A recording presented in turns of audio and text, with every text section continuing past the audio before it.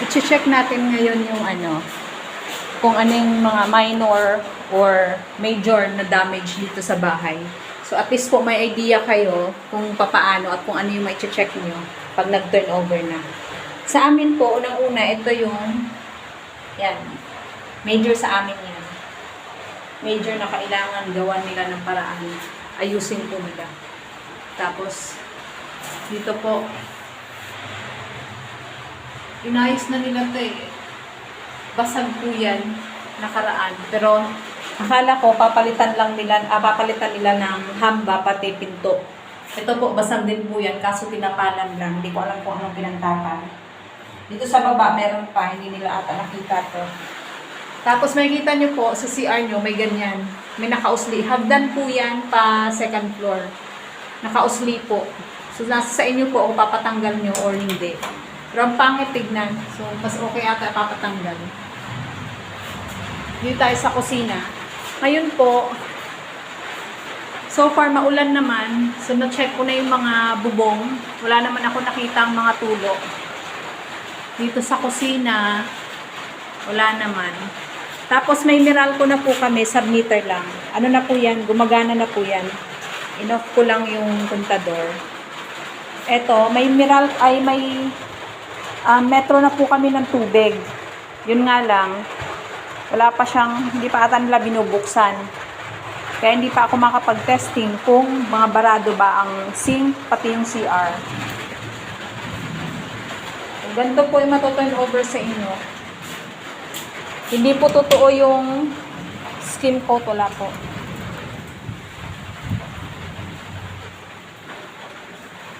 Ayan po yung likod.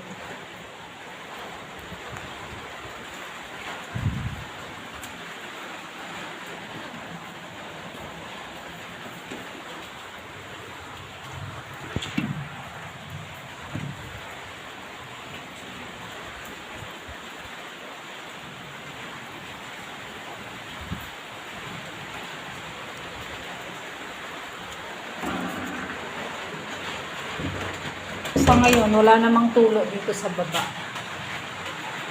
Yung pinto nila nakaano. Hindi ko alam kung issue ba yan.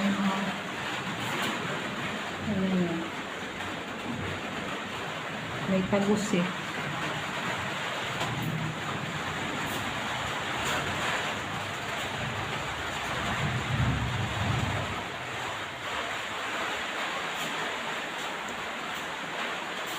Tapos check nyo po yung bintana. Dapat naka-sealed po yan. Walang butas.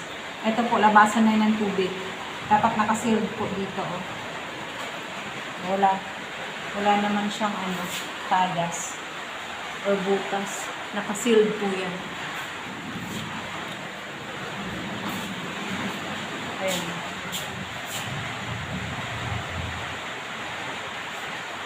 Ano yan? Gumagana na yan. Inoff ko lang. Second floor, tignan natin yung second floor. Tamang-tama po, umuulan dito ngayon. So, matche-check natin kung may mga tagas ba o yung may tulo dito sa bubungan. Wala naman po. Yan, malakas po yung ulan ngayon eh. Sinek ko na rin po ito kanina. Wala naman. Wala. Hindi naman ano yun. Hindi tubig yan, ano lang yan, parang natalsikan ng simento.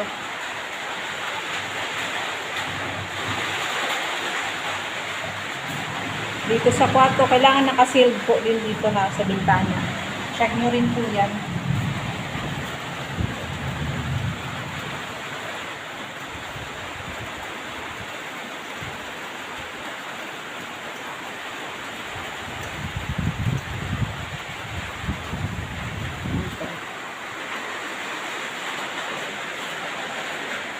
Dito. Mukhang okay naman siya.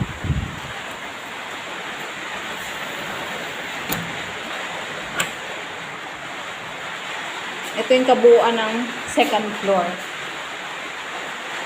Maliit lang po siya. Tapos, abot ko lang.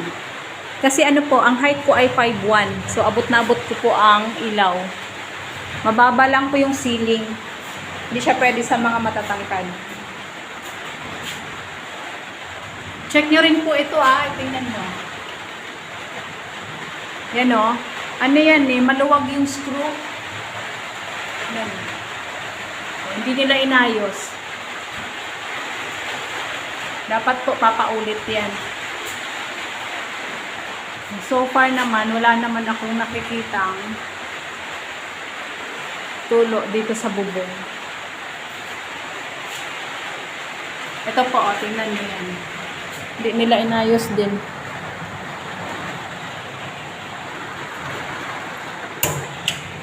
Ayun o.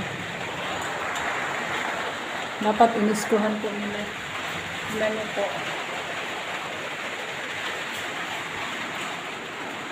Dapat i-report po yan. Ayan, ito pa.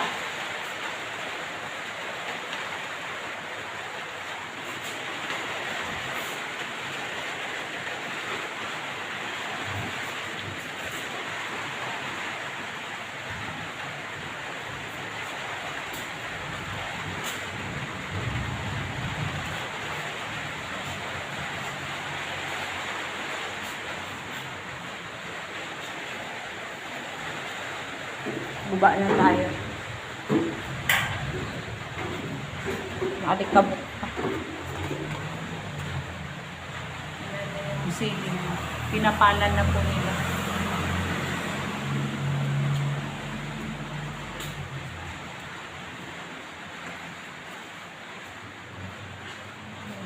Yung labas.